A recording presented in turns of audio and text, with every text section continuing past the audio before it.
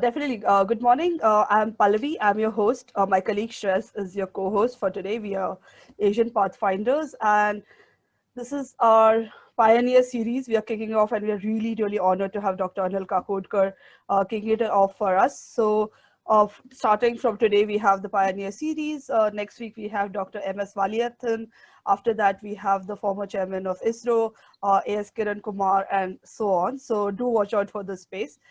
Today's topic is atomic energy and self-reliance. Our moderator, Ashutosh, will be introducing Dr. Kakodkar. I'll just give you a brief about us. So why we started the whole idea was to be a knowledge sharing forum, about to have that open space where we have constructive dialogue and discussion. So it's a very informal way, but we also like you to just follow the community guidelines. But it's also a way for bringing scholars, practitioners, young, old, everyone, right? Experienced people, everyone together. It's how we foster learning. So that's there. Like I said, our Pioneer series, these are the next four. Next is Dr. M.S. Valiathan. Shreyas will be putting in the link in a short while in the chat, so you can also register immediately. After that, we have Dr. A.S. Kiran Kumar, Dr. Shrikant Paranspe, and N.S. Satya Thimurthy. So they are coming up from next Saturday. And the upcoming sessions are these, the topics as well. And so just the community guidelines for everyone, right? We are all mature individuals. We know how to act, but just to keep in mind, you have to respect the views of others, but please express yourself. Ask your questions, comments in the chat section. Respect intellectual property. Everyone does really work hard on their research and everything. So please seek the permission of the speakers before you use any of the content. And obviously never post any defamatory or abusive content here. So just to find us on social media, that's me, Shreyas, and Fireside Chats. You can find us on LinkedIn, Facebook, Twitter, everywhere, I think, other than Instagram. So, so today's moderator is Ashutosh. A lot of you know from our previous sessions also, right?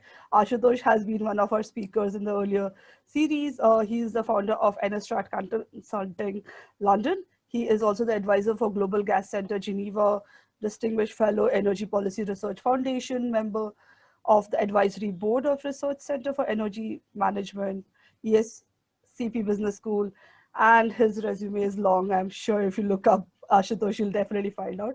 But over to you, Ashutosh, to introduce Dr. Kakodkar and kick off the proceedings. Thank you, everyone. Thank you. Thank you, everyone. Good morning, everyone. Good morning, Dr. Kakodkar, and good morning to everyone who is here. It is a great pleasure and an honor for me to be participating in this discussion. As I was mentioning to Dr. Kakodkar, I have followed his writings. I occasionally read his blog.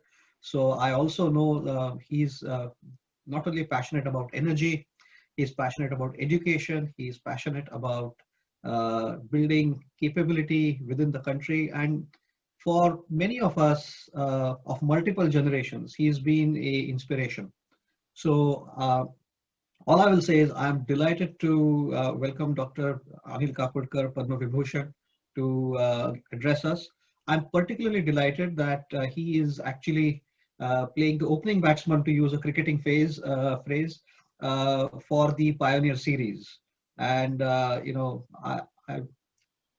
would say I probably give my age here, but I would say this is Sunil. This is like watching Sunil Gavaskar and being on the other end of the pitch, like Chetan Chauhan, the late Chetan Chauhan. Anyway, but we are going to have a wonderful discussion here today, focused primarily on civilian nuclear energy. The technology denial regime that India faced in the 60s and the 70s is something that we have only heard of from our parental generation. But today we have someone who not only lived it, fought it, and won it. So that to me is the most significant part of this discussion. So what I would, without any further ado, welcome Dr. Kakodkar once again, and Thank you. ask him to please kindly address us. Thank you.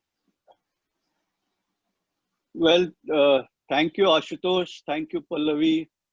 Thank you, Shreyas, and everybody else connected with Asian Pathfinders. Uh, I must express my gratitude to all of you for inviting me to this Pioneer Series discussion. And as has been kind of mentioned or communicated, I would want this discussion to be more focused on the, the title of our discussion is Atomic Energy and Self-Reliance, as Ashutosh mentioned. Now, let me start with a little history. Atomic energy started, let's say, just around India's independence. And Dr. Bhabha sort of pioneered everything literally connected with atomic energies, creating the vision, setting up institutions, collecting sort of very capable colleagues around him to implement that vision, and so on and so forth. Now, in those days, he had just returned from Cambridge, and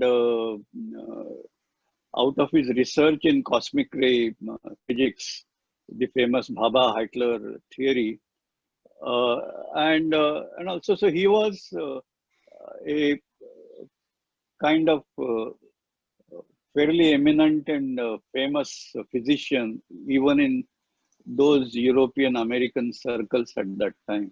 So he was very close to not only scientists, eminent scientists in UK, but also around the world. So he could get things done literally on telephone call in those days. For example, Apsara was built, and he could arrange fuel from UK, for example, initially, and so on and so forth. So, and atomic energy, the nuclear reactors for power production and all, they came later. So it was in very early stages, and being scientist, he and of course all people around him, both in India and abroad, knew the far-reaching implications it could have, but none of that was on ground, except of course the fact that nuclear weapons were tested around that time. So it is in that context that Dr. Bhabha started the Indian Atomic Energy Program, and so although he himself had no difficulty in getting collaborations, support, and all, but as a part of shaping the program or the philosophies behind running that program, he has enunciated a principle of self-reliance, a very strong adherence to self-reliance. And he was actually a champion of collaboration. And you must recognize all along in atomic energy, there is an excellent history of collaborations at international level, of course at very high level and very important topics, but wherever possible, I would say, because it kept on evolving, particularly in terms of more and more restrictions as we went on. But he had enunciated, as I said, this principle of self-reliance. And I remember my young days when we wanted some instrument, the first question that you had to address, not only to your boss will invariably ask that question, but supposing you get past that stage, you have to face a group, committee, a diverse group, and they will quiz you.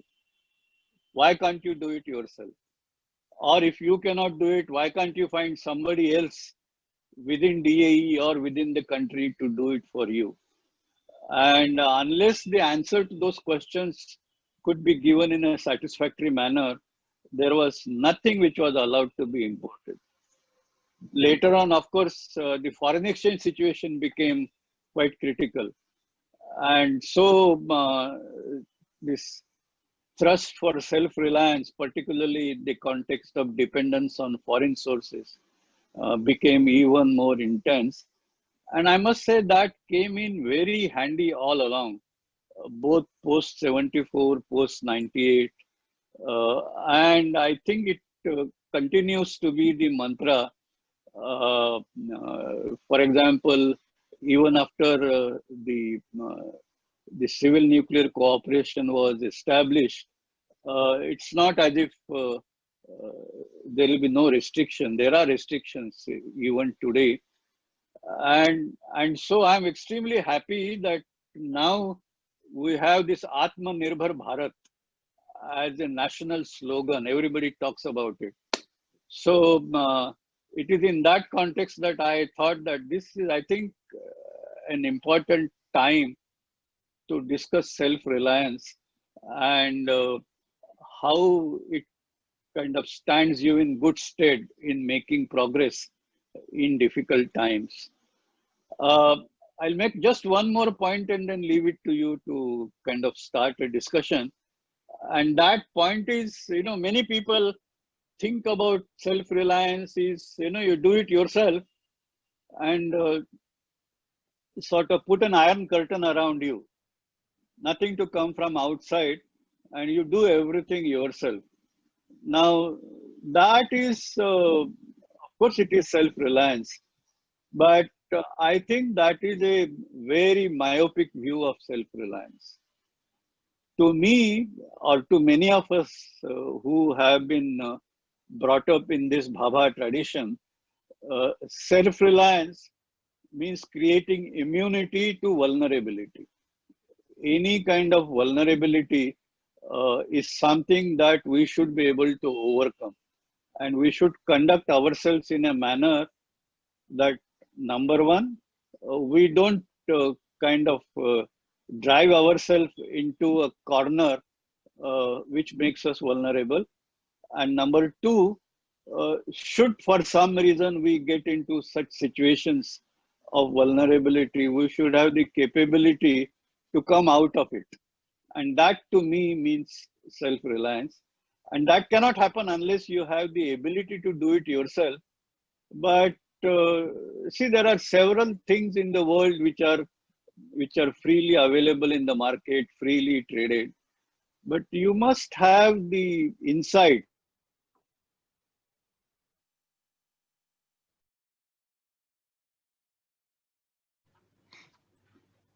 I think it is fantastic. You opened the discussion beyond nuclear into a topic which has relevance in our lives all the time, Yeah. particularly in these times. Yeah. And I think it's what he said, right? That whole anecdote about Dr. Bhabha and everything. That was like, okay, that's very interesting. Or the whole idea of putting a committee and then you have to pitch to the committee why you want it from outside. That's a very interesting thing. Yes, yes. Yeah. So, perfect. Hopefully. If you could explain us like what is the role of nuclear energy in the energy security, your views particularly. My view is that I think, the PHWR or the thorium-based or a fast reactor program that India built, at that time, the Western community or the rest of the world used to say, look, this is a waste of time. Many people, even to this day, think it is something that will not work because to get the sodium cooling circuits and all of that is very difficult. But if you ask me, I am an absolute fan of any kind of nuclear technology because I believe in the concept of energy density. It is the densest form of energy for security, for our lives. It is totally underappreciated. it is high capex, no doubt, but it is a low capex, low opex. So once you've built it, you've kind of done it for a long time. So I don't understand. I sometimes feel that personally that this whole discussion about renewables and going the renewables way is a little bit like following a keto diet. I mean, for all of us who've been brought up on a concept of a balanced diet, why can't we appreciate that you have to kind of have a little bit of everything in your diet? And why can't we think about those like that in our fuel mix terms? So my view particularly is that yes, particularly in the post-Fukushima phase, it's very important that we have the right appreciation for nuclear power. A lot of private institutions internationally around the world. By the way, Bill Gates has now a fast reactor investment. So it's interesting that what the states or the national authorities started to develop in the 50s and 60s. Lost patience, fission was easier, took the easier route. But now, I actually fear that, in the fast reactor program, we will have a, exit of talent from India if you're not careful about it. And we have to be as a nation, I think, quite careful about how we actually handle that aspect. Not that we should stop anyone from going out, but how do we actually then make sure that osmotically we also as a society learn from what happens? That's actually very important. That's my personal view. Yes, I agree with you. But there was a phase like last 2 decades we were discussing about the renewable energy, but now like I think last 2-3 years most of the people started talking about the side effects of renewable energy, the way it has been made. And you mean the Chinese panels? The panels or the wind panels, like the fiber which has been used, which won't be those things, and the copper has been used in a lot of amount. Yes. So like effects in Chile and other countries where copper is extracted. So those discussions are coming up front. Plus, developed countries are giving up the nuclear energy also, like Germany just announced, I think. Well, this is the thing, there is a lot of misinformation about whether developed countries are giving up nuclear. In the UK, we are building a very expensive nuclear plant, in collaboration with France. The German nuclear, what is interesting is actually that even before the Japanese concluded that nuclear technology is not safe after Fukushima, the first country after Fukushima to actually say that we are no longer doing nuclear and took a policy decision around it was Germany, because there was a very, very deep political reason for that, which is not fully appreciated. Everybody is saying, oh, Germany was the first one. No, I think it's because there was a lot of political opposition internally within Germany, because the waste sites in Germany were used to go through a very beautiful part of Germany, and it's a very prosperous part of Germany. And people were saying that, we have this nuclear waste and we are taking this nuclear waste and repository from many other countries and we are offering it. Why should we do it? So there was an element of, Germany, as you know, is a federal republic. So there was a federalism and all of that. So there's a whole lot of that which is not fully appreciated in the German position towards nuclear. That in itself is a very interesting topic, but I don't think there is anyone, US, for example, the Federal Energy Regulatory Commission was and still is considering giving extensions to nuclear plants. And it was earlier felt that these plants have a life of about 35-40 years. They are coming to the end of their lives and they're finding that they probably can go on for another 20 or 30 years. So now they're asking for extension, but again, it is fraught with political. Nuclear somehow gets a political hue, whether it is, and not always just international political view, also domestic. So there are all these, if you think about it, technology, domestic politics, and then international politics. So there are several circles to cross.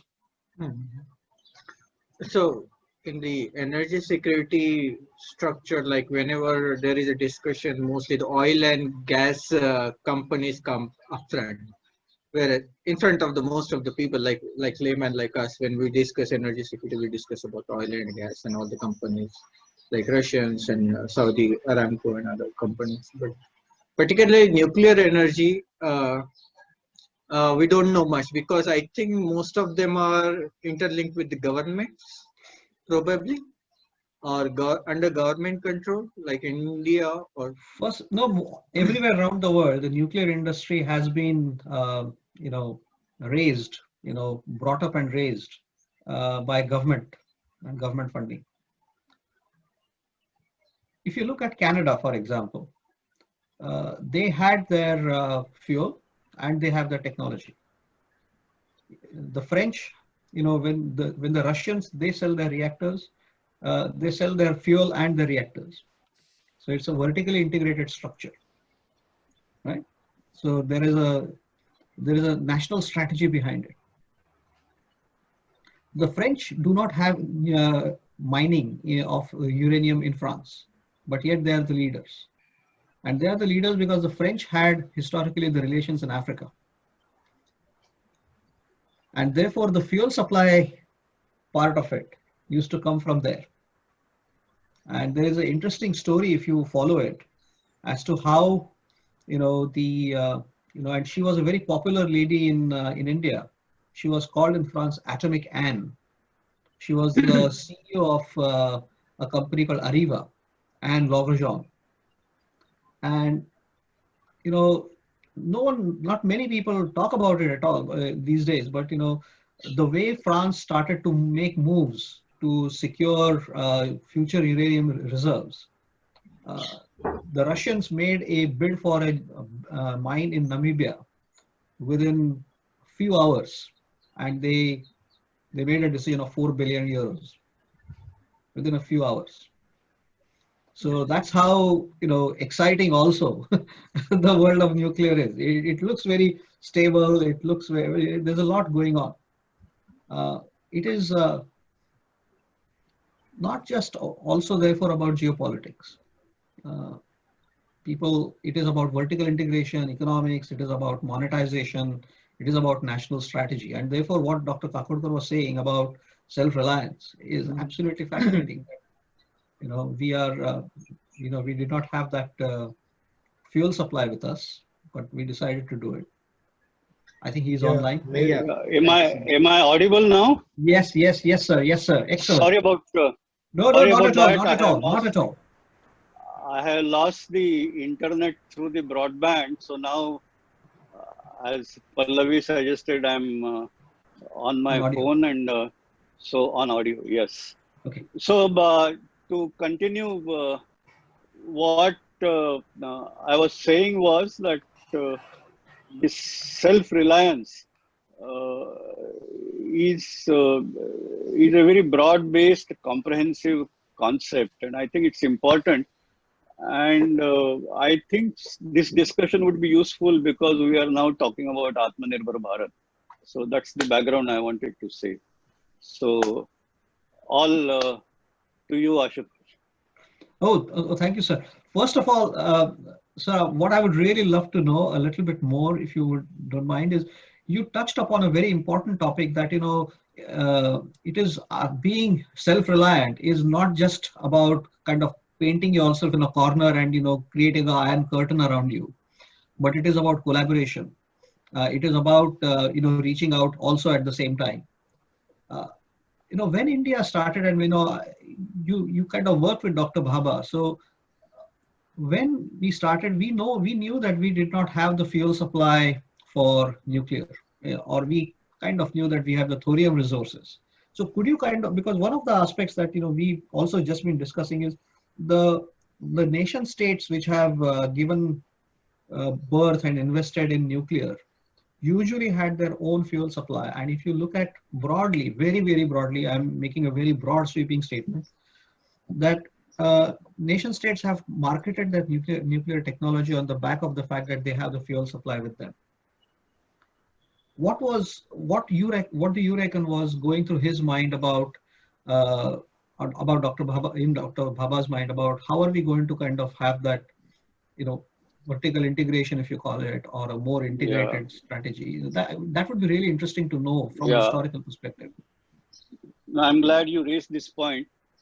Well, first of all, uh, I had very little common time with Dr. Bhabha. In that sense, I joined training school in 63, got into atomic energy in 64, and 66 is when Yes. we lost Dr. Bhabha. So, he was chairman and I was just a new entrant. So, of course, I did meet him a couple of times, one to one or in meetings and all, but uh, I thought I put that perspective clear. But we had subsequent leaders who actually continued Dr. Bhabha's kind Tradition. of vision, philosophy, tradition. Yeah. But to come back to the point you mentioned, uh, see, he actually chalked out the whole program, looking at the resources that the country has, and he knew that India has very poor uranium resources, and and certainly in terms of the total size of those resources, the quantity of uranium that we could access, that potential itself was very small. And he also knew that India is a very rich country as far as thorium is concerned. And so, right his times, because I remember even in 63 when we were in training school or 64, uh, we actually read Dr. Bhabha's papers when he presented these on international platform on the logic and design of the three-stage program, and how thermal reactors followed by fast reactors followed by thorium reactors is the is the way to go. Now, while this program vision he had created, he in fact took two actions right in his tenure.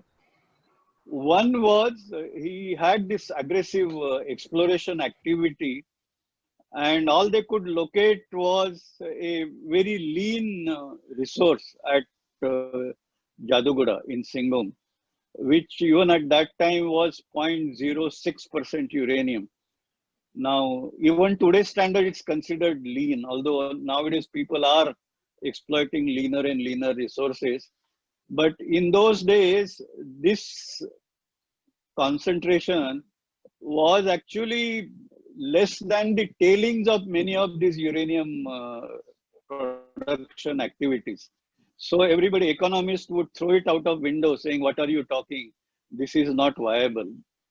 But it was Dr. Bhabha who insisted that no, we need this for Indian program. And this was at a time when accessing uranium from outside was not a problem, which in fact he did. For example, while he wanted to start the national development, he wanted to also see what is it like uh, running a commercial nuclear power plant in Indian grids. The Indian grids were very small in those days. They couldn't accommodate very big, very large plants. And even the 200 megawatt plant, which Tarapur was at that time, single unit, was too large for Indian grid.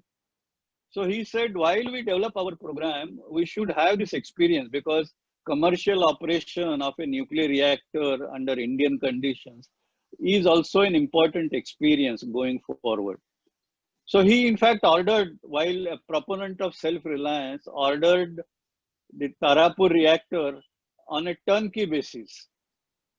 And this happened around the same time when he ordered the reactor on a turnkey basis. He made a contract for fuel supply for lifetime for that reactor. And at the same time started the uranium mine, where the ore concentration was economically unviable, so to say. And so you can grasp how how deep was his understanding and his approach to self-reliance. So just as an example in the context of your question. Thank you so much. That is brilliant. Dr. Kakodkar, we have got two questions. One came even before the session started, and that was on the subject of nuclear waste in India. And then there is a second question also on or a comment and a discussion on, that, we apparently, I mean, the takeaway from these two questions that I have is that there is very little understanding about the environmental compliance regime that we have in India about nuclear waste. And could you perhaps disabuse us of our notions? Yes, I will do that. This is also an important question. So as a part of same philosophy, India pursues a philosophy of recycle, nuclear recycle. And of course, it's important in the waste management sense, but it's also important in the context of the three-stage program. You can't go from thermal reactor to fast reactors unless you do recycle. And similarly, you can't go from fast reactors to thorium reactors unless you have capability of recycle. So coming back to waste management, the philosophy embedded in Indian policy is that for us, spent fuel is a resource.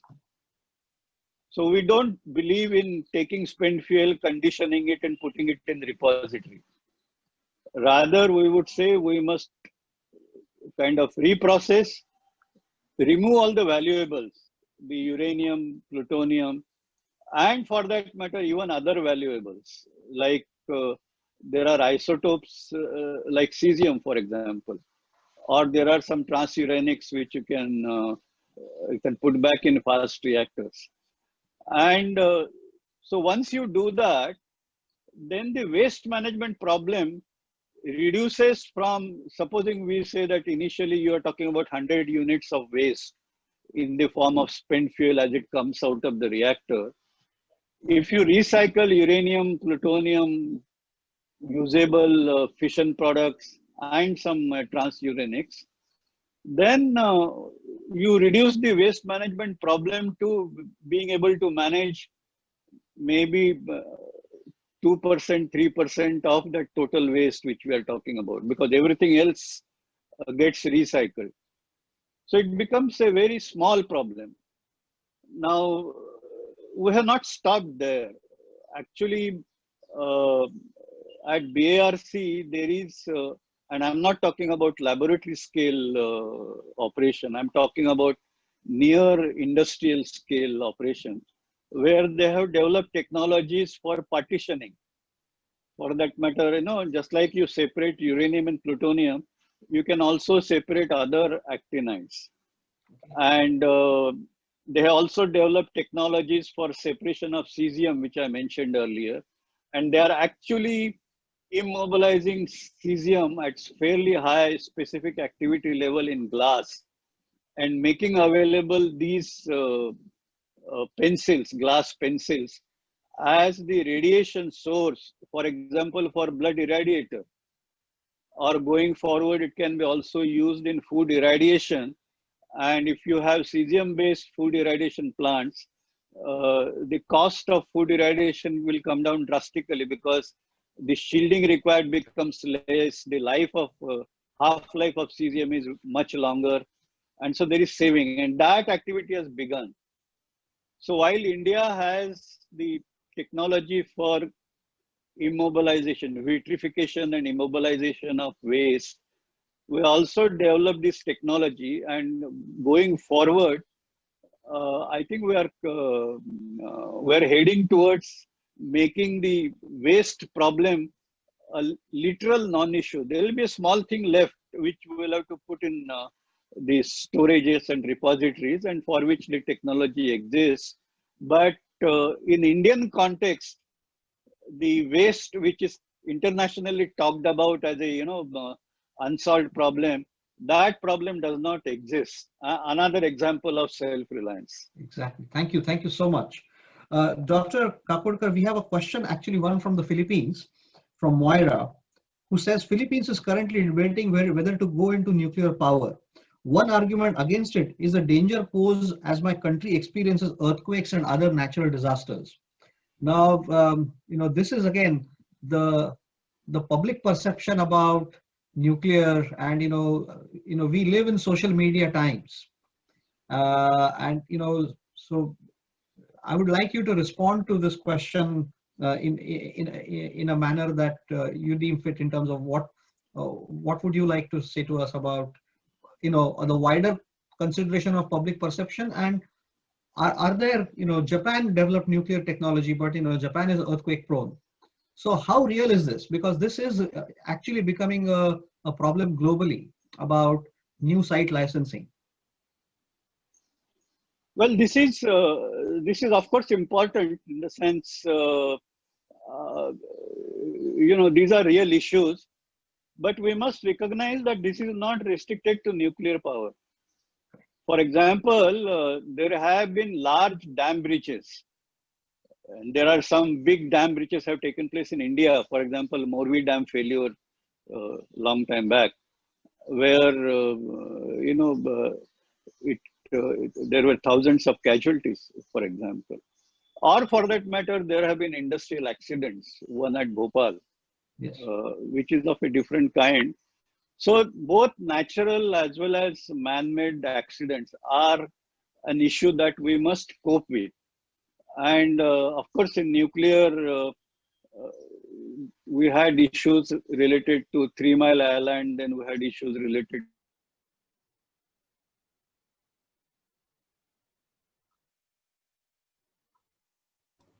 Okay, might just.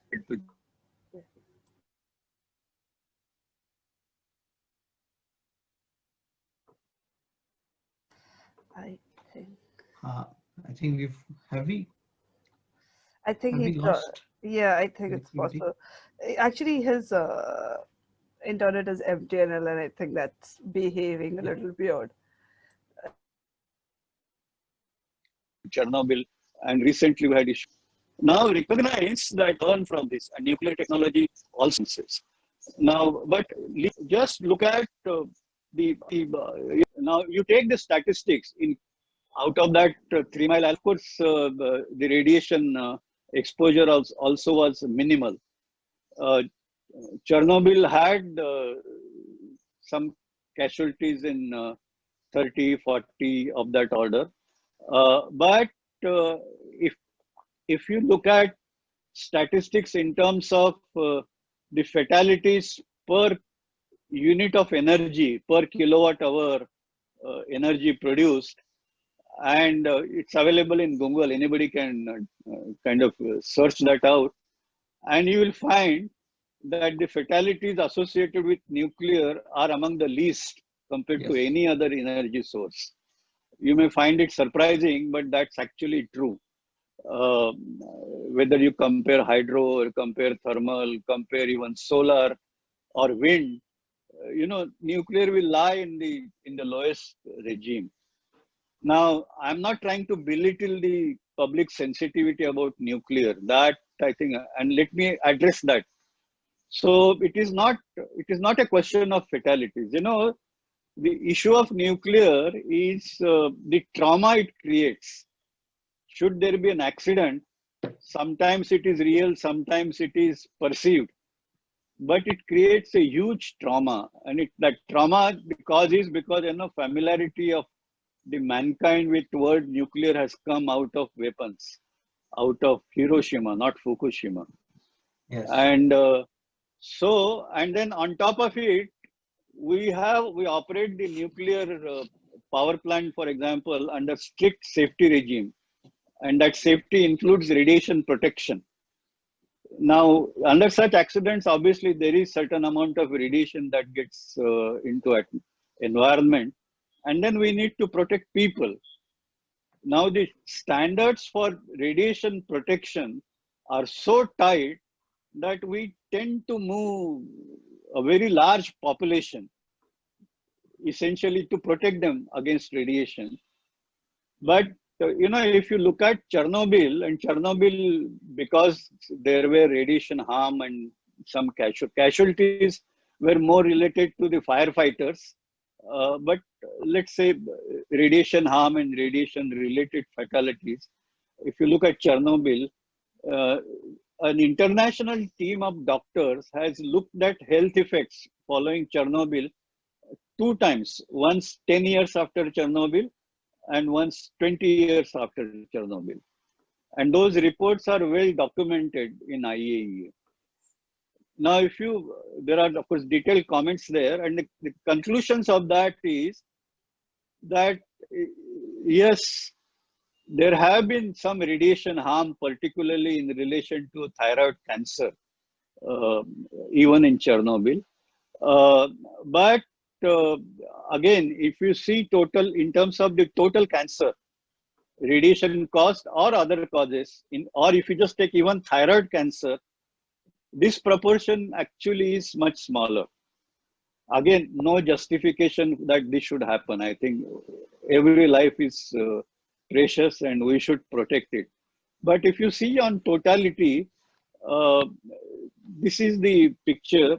And secondly, going beyond that, that report says that look, we have displaced this population, and there have been health disorders, but the health disorders related to psychosomatic issues. Because people were afraid, people changed their lifestyle, people changed their eating habits, children were not given milk, and so that has caused a lot of psychosomatic effects. And that the report very clearly says that the harm caused by those psychosomatic effects is actually many times larger compared to the harm caused by radiation. Again, no justification. And as I said, nuclear technology has been learning, but there is this issue of, actually I have written a paper, nuclear safety and disaster syndrome. And there is this issue of public mind getting agitated on a disaster syndrome. And of course that has to be dealt with. But this is one part as far as safety issue is concerned. And so as far as I am concerned, nuclear energy is, according to me, should be or is a part of clean tech energy, which is important for addressing climate change issue. In fact, without that, you will not be able to address climate change. But having said that, coming to this issue about, again, the risks and accidents, nuclear technology has improved a lot. For example, following Chernobyl, the reactor operators got together and formed an organization called WANO, World Association of Nuclear Operators. And they have done tremendous work in terms of improving the quality standards in operation, as well as the design people, the nuclear technology people. They have carried out a lot of improvements to make sure that the chances of such severe accident is actually minimal. And now, to say that no accident will take place, I think is utopian, to use a very strong word, because but what can be done is to minimize that possibility to real low level and adjust our standards to a more balanced situation so that we don't create that trauma. And now, following Chernobyl and more importantly, following Fukushima, there are kind of many concepts based on passive safety which have come up, which will further improve safety.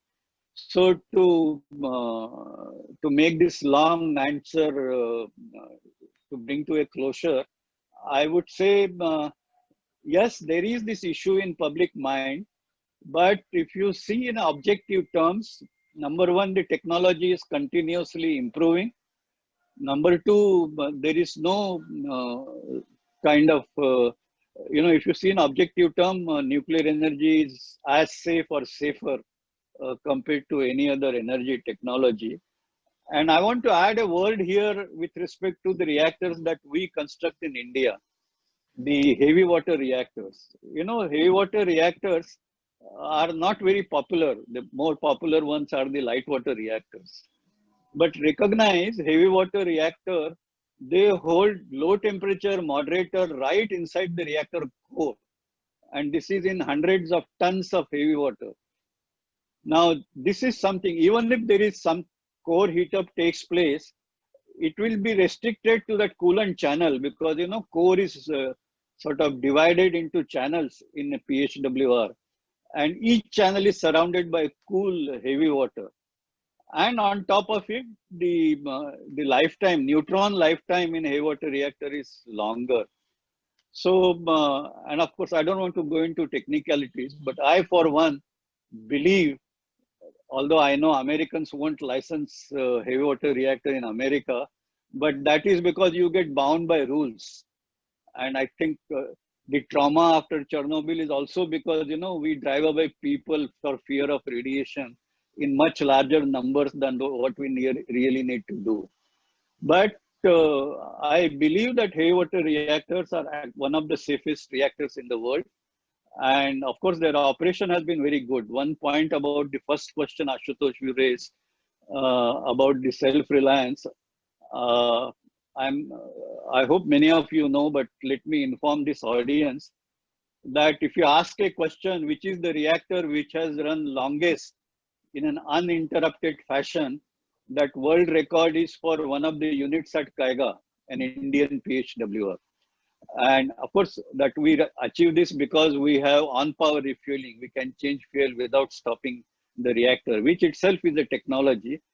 And more importantly, Indian reactors have achieved a feat of uninterrupted operation for periods more than a year, maybe 33 times. Last count, it was, I think, 33 times.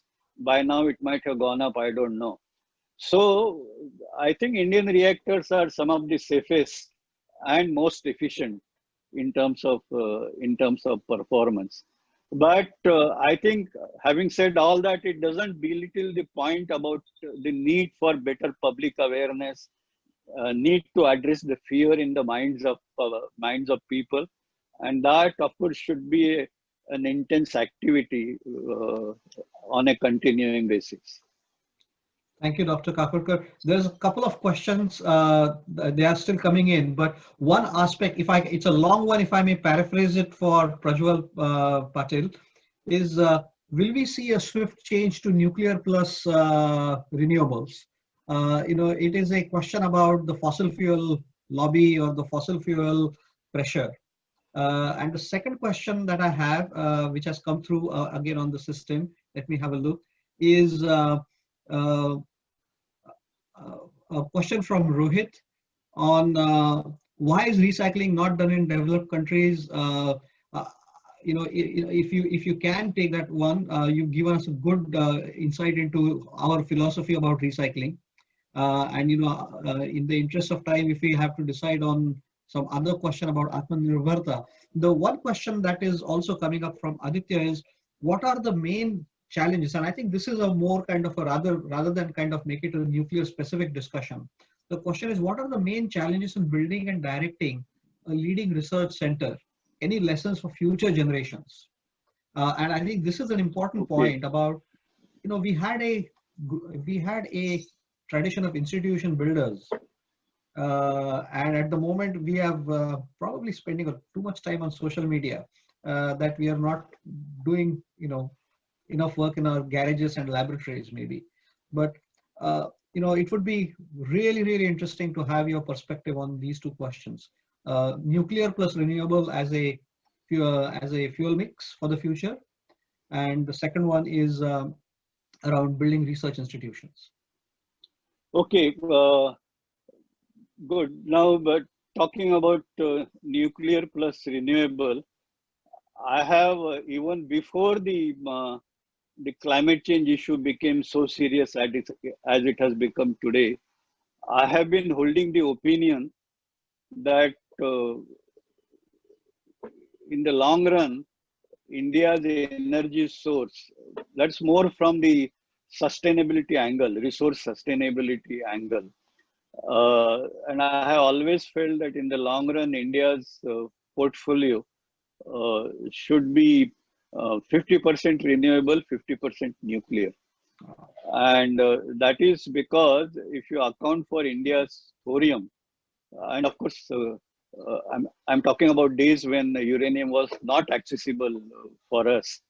Now even uranium is accessible. But the point is that represents a fairly large resource, and going forward, we may have fusion energy becoming available at some stage. Now, renewable certainly, is another important thing which kind of make sure that there is no carbon footprint. But all big renewable energy sources which can be counted, and at the moment I am not talking about hydro, because I believe most of the hydro potential in India is tapped. I don't see a very large hydro potential coming in our way at this moment. So keep hydro aside, and so I don't see much of renewable energy sources which are which can operate as base load power plants, as it were. All renewable energy sources which are available in large quantity in India, and also I think this is true for most of the world, if not all of the world, these renewable energy resources are variable. Now, granting that there is this battery technology getting improved, the cost will come down and all. But I think for it to make an impact at the level of central generating stations and the battery capacity that will be required to run a renewable energy central generating station on 24/7 at high capacity factor. You can come down and come back again and say, I'm running 24/7. That is a different story.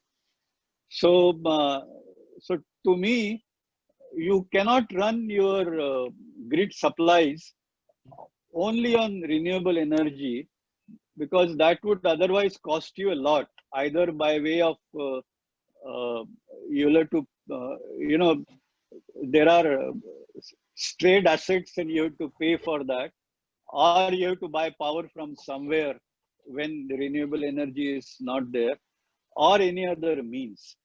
So to imagine that we will be able to run 100% on renewable energy, I believe is commercially not viable at all, even after accounting for storages becoming viable. Secondly, the nuclear is the only clean energy source which can run a baseload power plant, which is available on 24/7. And India is endowed with both in a big way. So I believe that going forward, we should be talking about 50% nuclear, 50% renewable. And this is entirely consistent with the, the strategy to deal with climate change. And for that matter, in fact, there is an MIT report, I'm sure many of you would have read, which actually says that if you want to go towards the low carbon trajectory as you move forward, then of course there are many scenarios, but a content of nuclear is necessary for making a cost optimum solution. And then it says that cheaper the nuclear, higher would be that content of nuclear, which is obvious. Secondly, if you look at the IPCC conclusions, we don't have much time. We will cross 1.5 degrees pretty soon. And if, in fact, the recommendation says that by 2030, which is just 10 years away, we should drastically cut down carbon emission to 45% of 2010 level and cut it down to 0 by 2050, which is only 30 years away. Now, 10 years and 30 years may look long, but in terms of building this kind of infrastructure, these periods are nothing. So there is a great urgency. So actually, I have become a champion of leveraging current day proven technologies and addressing this climate change issue, because we don't have time now for looking at advanced technologies, which may be even better. So that is my take on the renewable plus nuclear. Now, coming back to centers or the institution building, I think that is a very important issue. India had a great tradition of institution building. For example, we often talk about Nalanda, which ran for several centuries, and it was a kind of one of the most eminent seat of learning, and it stopped because it got destroyed. Otherwise, it would have continued even longer.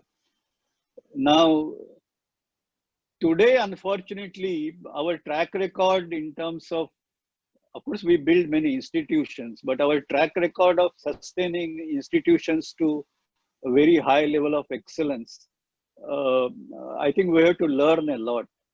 I'll just make one single point. If you look at this global ranking of universities and look at the top institutions, I would say most of them, 70–80% of them, these are institutions which are hundreds of years old. Now the question is, these institutions reach their excellence and sustain their excellence for such a long period of time. And now, of course, we have Indian Institute of Science, which is, I think, an excellent example, but that is still nowhere close to within 100 rank. And now the point I'm trying to make is we need to do this institution building, and institution building requires a lot of autonomy for creative people. You can't bring these institutions and make creative people perform under a mandate given externally. The overall mandate is fine. What is required to be achieved is fine. But how is that to be achieved? It has to be done by the people themselves, people who are performing themselves. They need an ecosystem around them to perform, and that ecosystem must be allowed to evolve. And of course, this is a long topic. It will take a long time. But I also want to comment on, you talked about garages, and what was the other word you used? Garages. Laboratories. Yeah, the small laboratories and garages. And I think it is extremely important. I think we need a great combination and great synergy of what one may call the large national labs and the so-called labs and small laboratories. And that is because technologies, the most innovative technologies do evolve in small labs. So, and this is classic, you look at some of the excellent universities abroad, most of the technologies which have made, big transitions, the revolutionary technologies, they have come out of these labs, small labs. But at the same time, when it comes to creating large platforms, I'm not talking about platform technology, I'm talking about large platforms themselves. For example, a large aeroplane or a large ship or a fighter plane or a nuclear reactor or now when you want to do like that, these are all large platforms, and you require much larger, you require an R&D mission, because particularly if you're building them for the first time, you require an R&D organization, but they have to be delivered in a more project mode, mission mode, and you require large national lab. But this large platform also require the smaller gadgets, maybe by way of sensors, maybe by way of instruments. A variety of accessories are required. And many of these accessories come out of the smaller labs. That is where technology resides. And I think we need to nurture excellence on this dual level, small lab level as well as large platform level. Only then we'll be able to make big things. And see, the point is, India is not a small country. If India were a small country, then we could restrict ourselves to small labs and garages, because then the smaller pieces of technology can easily be done, or in fact, they are better than there. But these large platforms require such large national labs. And so you need, but there is an issue of nurturing on both sides. It's not as if, the other small labs will show excellence by themselves. There again, I talked about universities. So I think nurturing an institution is an important aspect. I will end up by just one small comment. Normally one talks about creating incentives. Now, incentives based on quantity of output, measured quantity of output for creative people actually is counterproductive. The point is, you can't, anybody who is creative, you cannot say you will produce 10 of such things and 20 of such things and all. You have to just encourage that individual to excel and do the best, and then pick it up and then see how to translate that or scale up that. And if you start doing, driving these things from outside, it actually leads to dilution of excellence. But this is a big topic, cannot be dealt with in a short time. Understood. Dr. Kakorkar, if you have the time, I would, I think we are getting inputs from people that, let us try and continue a little bit more if possible. But I'm quite okay. And now I find that the internet is on. So if you want, I can connect the picture, but yeah, otherwise you can go ahead. Please do, sir. We can go ahead like this because it's going well. So carry on. Yes. The one question which has been working in my mind is, what's been going in my mind when you've been speaking about institution building, about Atmanirbharta, self-reliance, and the very important point that you made in the very beginning, that it is not just about isolating yourself in a corner, but it is actually, the balance between how you collaborate, and it requires a little bit more careful thinking. And we are in COVID times, and therefore we are looking at technological breakthroughs, vaccines, we are looking at institutions, labs. But there is another aspect of it, which is the institutional culture, and what has been common to, and we will probably hear a similar strain with ISRO, DRDO, BARC, is there is a culture where it is not very well understood outside in India as to how high performance oriented these places are. It's something that is very tightly kept, and for whatever reason, it is not the issue. The point I'm making is that in the context of nuclear technology exports, because of climate change, we see now a renewed interest in nuclear after, I think, a certain amount of time has now passed from Fukushima, and people have now gone to think about it. And private sector investments have now started to come in thorium and fast reactor. I'm sure you are aware that even a person of the eminence of Bill Gates is an investor in NuScale Power or TerraPower. And so we have thorium-based or fast reactor-based private sector initiatives coming up. In this context of striking the balance between self-reliance and connecting with the world, the risk that I perceive is the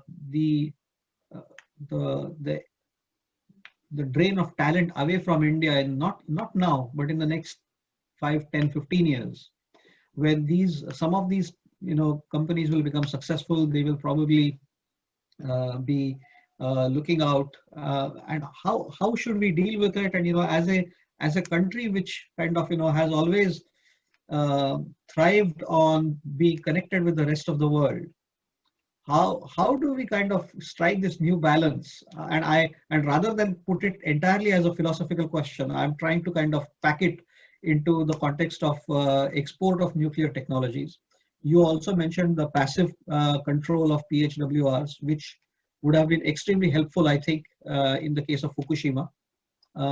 So how should we strike that balance of how do we, because it is in our interest that we commercialize and internationalize our technologies also.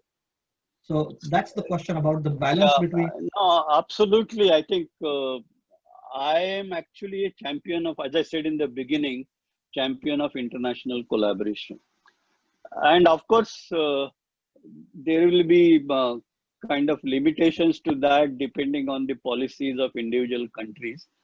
And I think there should be no issue about respecting that, as long as you are conducting yourself on the basis of your own self-reliance.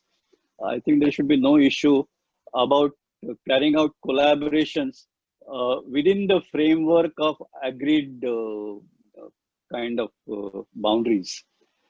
Now, talking about the nuclear export or the fear of quote unquote brain drain, if nuclear technology becomes very popular and inevitable worldwide,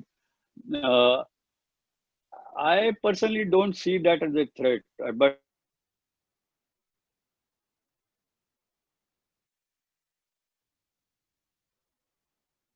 Hello, have we lost? I think the network just goes up and down. Maybe let's just wait for a second or two for him to come back. But yeah. rather, I see that as an opportunity. I always, in terms of resource versus, but if there is one, it is human. This human resource, it's okay now, we can continue? Yes, please. Okay.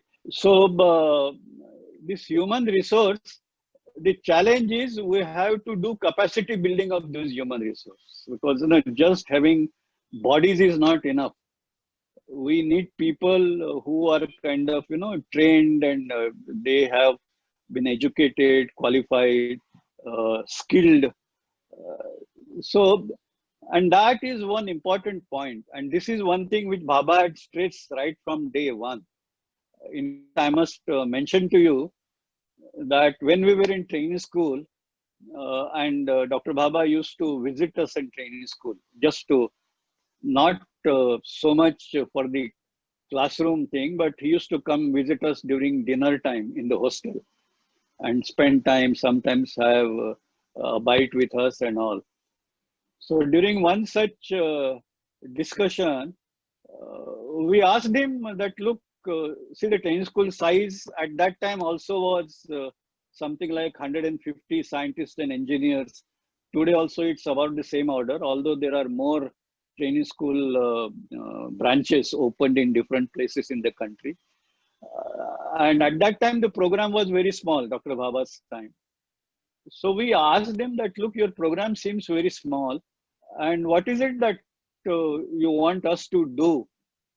And he turned the question back on us. He says, it is not for me to tell you what is it that you should be doing. It is for you to find out yourself what you should be doing. I have put forward a program before you. You find out what you want to do, and I'll give you all resources to do that. That was in the context of nurturing institution also, this is very important. Now, in that context, he said, who told you that you should stick on to atomic energy for all your life?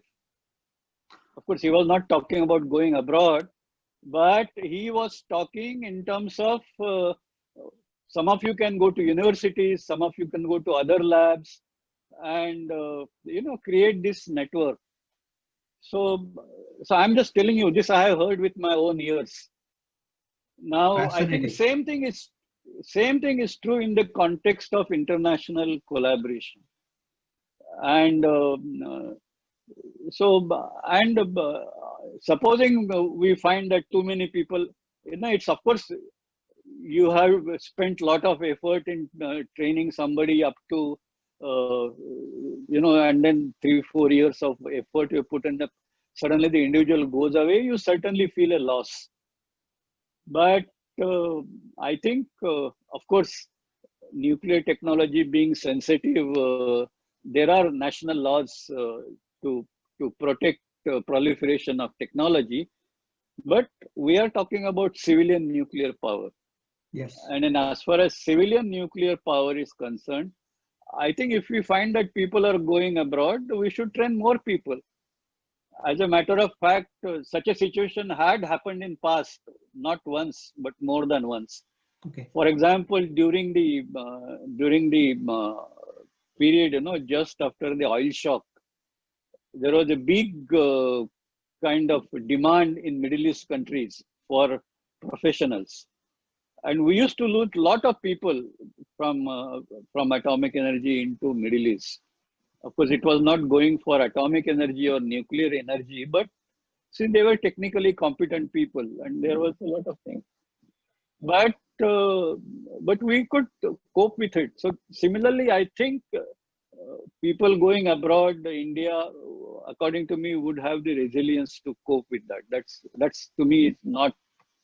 Of course, this is my personal view. I do not know how people in authority would look at it, but I don't perceive that as a challenge.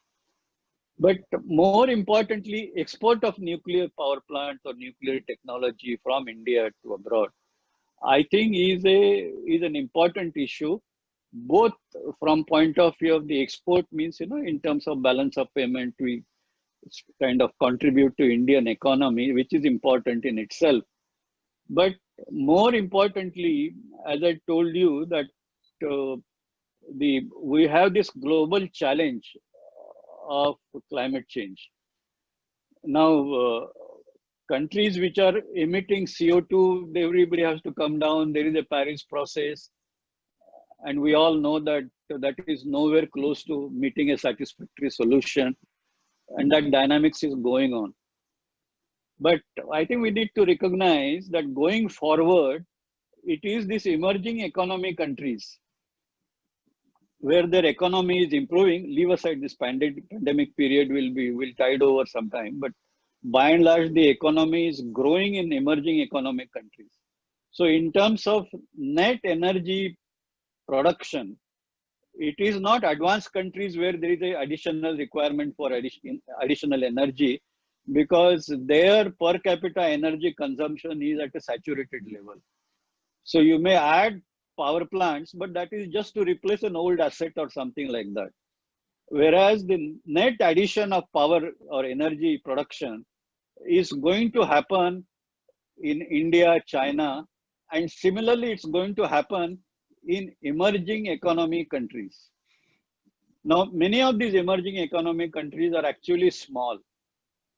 India, China are large countries. They have their own power program, and they will find way of meeting or capacity building in nuclear area. But what about these small countries? They also require a reactor which is consistent with climate change situation, but also consistent with the barriers or fears that we have about nuclear. We talked about it just now. Now, I would say that there are barriers. For safety is a barrier, economics is a barrier. Similarly, the spent fuel which you mentioned is a barrier. Unresolved spent fuel issue is a barrier. Similarly, the proliferation sensitivity is a barrier, because what will happen to the spent fuel arising after going forward after a long period of time? Could it get diverted to malevolent purposes? So in this context, just think about it. I see no other solution as important as, for example, a small heavy water reactor, which India has the largest experience. And I told you the global performance of these reactors. And but instead of being fueled by natural uranium, fueled by a mix of low enriched uranium and thorium. Now, if you have such a thing, you can do two things. Number one, this LEU thorium combination, it remains proliferation resistant both during the inward fueling as well as the outward refueling, the spent fuel. both forms are proliferation resistant.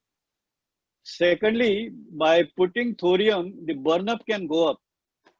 Burn-up can go up. You can take it to the same level as light water reactors, 50, 60,000 megawatt days per ton, which in turn would mean that as far as heavy water reactors is concerned, you are increasing the burn-up by almost 8 times. So the spent fuel arising will reduce by 8 times.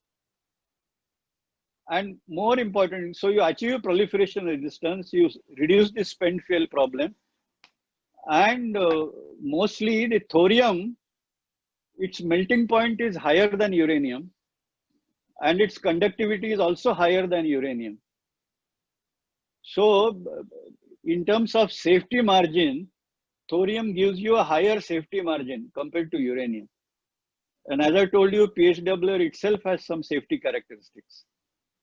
So put together, I think here is a great opportunity to export Indian PHWRs with LEU thorium and meet the additional energy needs of emerging economy countries and maybe also of other players if there is a need. I think it would be a great solution because, you cannot say that, we'll achieve zero carbon emission at the cost of development, because there are a lot of aspirations of people. You cannot leave a larger part of mankind without fulfilling their aspirations. They also want to enjoy the same quality of life.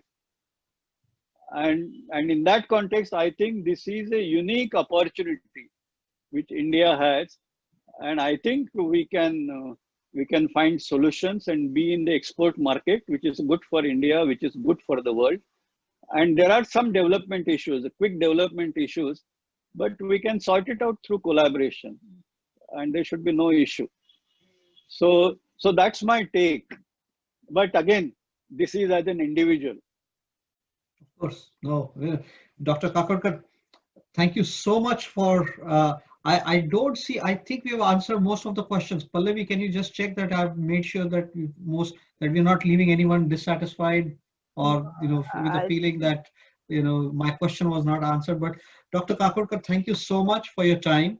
It is brilliant. It has been an education for me as ever again. But and you've been fantastic. Thank you so much. I think in the usual way, I think. Thank you. Thank you so much. Thank you. You can't see me doing namaskar, but I can clap so you can hear me. All right. Thank you. Thank you. Thank you so much, sir. Thank you. Thank you so much. Really, really privileged to have you. And I'm sorry about this nice internet glitch. Sir, technology, sir, it happens with the best of us. We managed to surmount that, that. So let self-reliance. Yes. Self-reliance. Perfect. Thank you so much, sir. Thank you.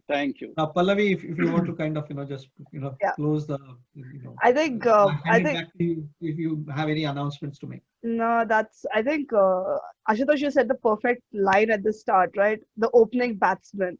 I think we couldn't have asked for a better opening batsman for our Pioneer series. So thank you so much, sir. I mean, I remember reaching out to sir a couple of weeks ago and I said, sir, the only thing I said is, sir, we want people to learn from you, from your experience. And he said, definitely, without a blink of an eye, he said, definitely, I'll be happy to come. And he's been really supportive and I am so glad we could have you, sir. So thank you so much. And definitely we'll have our other series from next week, next Saturday. I know Dr. Valiyathan, who don't know, he's a foremost cardiac surgeon of India. So I know that Kakodkar sir does know him. And let me add a bit. Sorry to interrupt you, Pallavi. Sure, He is the foremost cardiac surgeon of India, but he is also a pioneer in medical technologies in India. Things like heart valve, blood bag, and yes, so sir. many things. So I have great respects for Dr. Valiyathan. So it's good that you are having him. Yeah. Thank you. Yes, so actually, I thank you for actually saying that, because I think a lot of people don't know this about him. But yeah, definitely, I look forward to seeing every one of you next weekend and for the other Pioneer series. And really thank you again to Kakodkar sir for coming on board today and speaking to us. So thank you and have a good weekend, everyone. Thank you, sir. Thank you. sir. Thank you. Thank you, sir. Thank you, Ashutosh. Thank Bye you, bye. Thank you, Ashutosh. sir. Yes, thank you so much. Thank you. Take care, everyone. Well, bye-bye.